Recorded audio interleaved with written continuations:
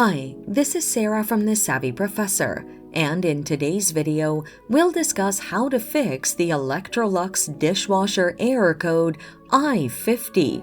But first, what does this error code mean? A pop-up of code I50 on your Electrolux dishwasher indicates a pump malfunction.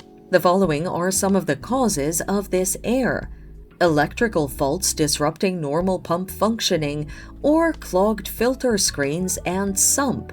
Now, let's look at the best solutions to fix the error. A hard restart. Turn off the appliance and disconnect it from the power outlet. Wait at least 30 seconds before replugging it and powering it on. Cleaning the sump and filters. Turn off the appliance and disconnect it from the power supply.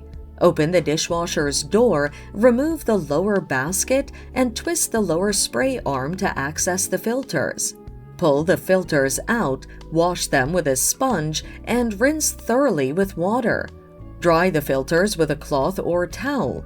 Clear any foam, suds, or debris from the sump before refitting the filters. Replug the appliance, power it on, and run a test cycle to see if the code is cleared. And that's it. Thanks for watching. Till next time.